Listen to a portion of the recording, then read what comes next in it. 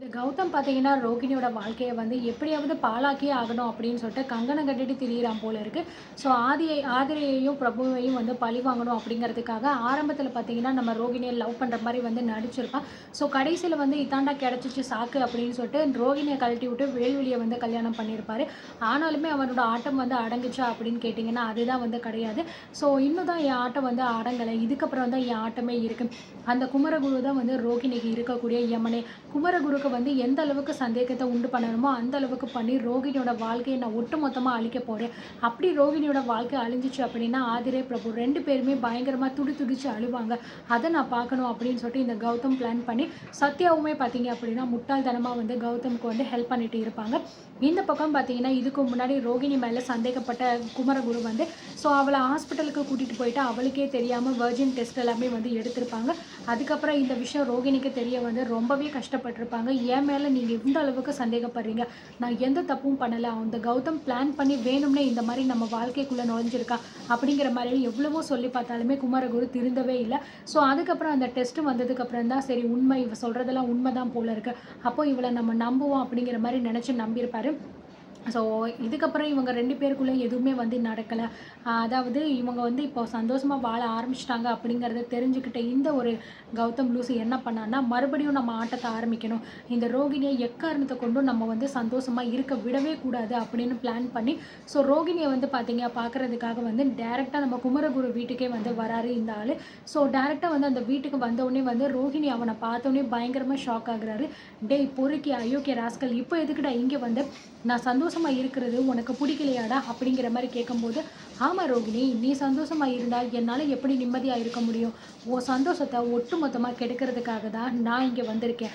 ஆமாம், எங்கே உன் புருஷன் இல்லையா அப்படின்னு கேட்கும்போது, டே கௌதம், ஒழுங்கு மரியாதையாக இந்த இடத்த விட்டு உடனே வெளியில் போயிடு, இல்லைன்னா அவ்வளோதான், உனக்கு மரியாதையே இல்லை, என்னை லவ் பண்ணுற மாதிரி நடித்து என்னை ஏமாத்திட்டியேடா பாவி அப்படிங்கிற மாதிரி வந்து பயங்கரமாக வந்து கௌதமோட சட்டையை பிடிச்சிட்டு நம்ம ரோகிணி பார்த்தீங்கன்னா வந்து கத்துறாங்க.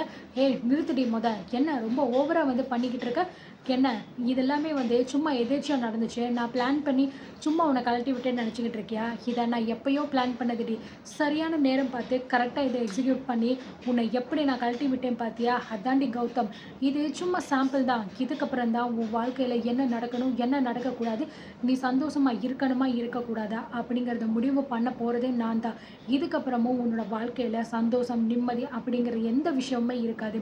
நீ இப்படி துடிக்கிறத பார்த்தா உன் அன்பு அண்ணன் பிரபுவும் உன் அன்பு அண்ணி ஆதிரை இவங்க 2 பேருமே துடிச்சு சாவாங்க இல்லையா, அதை நான் என் கண்ணால் பார்க்கணுண்டி அப்படிங்கிற மாதிரி சொல்லும்போது, சி இப்படிப்பட்ட ஒரு கேவலமான மனுஷாவா நீ இருப்ப, உன்னெல்லாம் வந்து நான் மனசார நேசிச்சதை நினச்சாலே எனக்கு அவ்வளோ வெக்கமாக இருக்குது, முதல்ல இங்கேருந்து நீ வெளியில் போ அப்படிங்கிற மாதிரி சொல்லும்போது, என்னது வெளியில் போகணுமா, நான் இப்போ எதுக்காக வந்திருக்கேனோ அந்த விஷயத்த பண்ணாமல் எப்படி என்னால் வெளியில் போக முடியும் அப்படின்னு பேசிக்கிட்டே இருக்கும்போது கரெக்டாக பார்த்தீங்கன்னா குமரகுரு வந்துடுறாரு.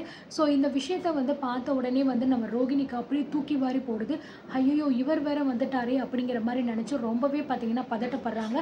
அதுக்கப்புறம் வேக வேகமாக வந்து ரோகிணி கீழே இறங்கி வந்துட்டு, என்னங்க அதுக்குள்ளே வந்துட்டீங்க அப்படிங்கிற மாதிரி கேட்கும்போது, ஸோ குமரகுரு பார்த்தீங்க அப்படின்னா ரோகிணி கிட்ட, உனக்காக தான் நான் சாப்பாடு வாங்கிட்டு வந்திருக்கேன், வா நம்ம 2 பேரும் சாப்பிட்லாம் அப்படிங்கிற மாதிரி வந்து சொல்கிறாரு.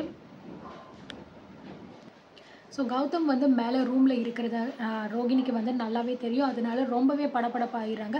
இல்லைங்க அது வந்து நீங்கள் சாப்பிடுங்க அப்படிங்கிற மாதிரி சொல்லும்போது, என்ன ரோகிணி என்னாச்சு, எதுக்காக ஒரு மாதிரியாக இருக்க, சாப்பிட்லான்னு சொல்லி தானே கூப்பிட்றேன், இதுக்கு எதுக்கு இவ்வளோ பதட்டப்படுற நீனு அப்படிங்கிற மாதிரி வந்து வீட்டையே சுற்றி முற்றி வந்து பார்க்குறாரு. வா நம்ம போய் முதல் சாப்பிட்லாம் அப்படின்னு சொல்லிட்டு ரோகிணியை கூட்டிகிட்டு மேலே மாடிக்கு போகும்போது, எங்கே போகிறீங்க மாடிக்கு அப்படின்னு சொல்லும்போது, என்ன ரோகிணி நம்ம ரூமில் போயிட்டு நிம்மதியாக சாப்பிட்லாம் அப்படின்னு சொல்லும்போது, இல்லைங்க நம்ம இங்கேயே ஹால்லே சாப்பிட்லாமே, எதுக்காக ரூம்க்குலாம் வந்து போகணும் அப்படின்னு சமாளிக்கிறாங்க.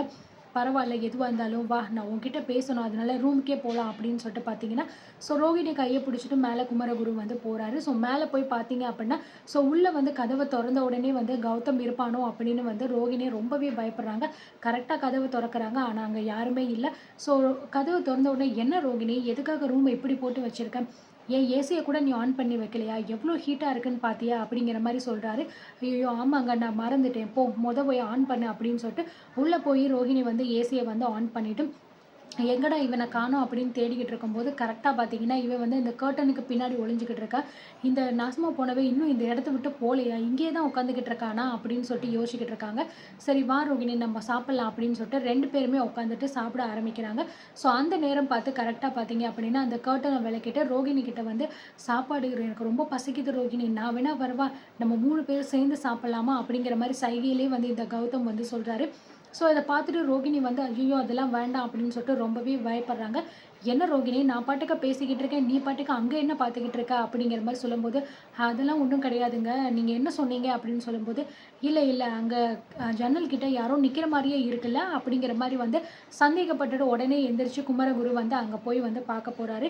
ஸோ அப்படி பார்த்தோம்னா அந்த கர்ட்டனுக்கு பின்னாடி வந்து கௌதம் ஒளிஞ்சுகிட்டே இருக்கான். ஒரு வேளை இந்த விஷயத்த பார்த்துட்டாரு அப்படின்னா, குமரகுரு என்ன பண்ணுவாரு? ஏன்னா இவ்ளோ நாள் வரைக்குமே வந்து சும்மா தான் டவுட் இருந்துச்சு. இப்ப டைரக்ட்டா வந்து பார்த்தீங்கன்னா, குமரகுருவோட வீட்லயே வந்து கௌதம் அதுவும் வந்து ரோகிணியோட பெட்ரூம்லயே வந்து வந்திருக்கான் அப்படின்னா, நிச்சயமா இது ரொம்ப பெரிய பிரச்சனையா இருக்கும் அப்படின்னு நெனச்சு, ரோகிணிய வந்து அப்படியே இழுத்துட்டு அவங்க வீட்ல கொண்டு வந்து விடுறதுக்கான வாய்ப்பும் இருக்குன்னு நெனைக்கிறேன். இல்ல அது எல்லாமே தாண்டி இதெல்லாமே வந்து அப்படியே மறந்துருமா அப்படிங்கிறதையும் வந்து பார்க்கலாம். ஸோ அடுத்தடுத்து இன்னும் நெறைய பரபரப்பான விஷயங்கள் நடக்க போகுது. ஒன் பை ஒன்னா பார்த்து தெரிஞ்சுக்கலாம்.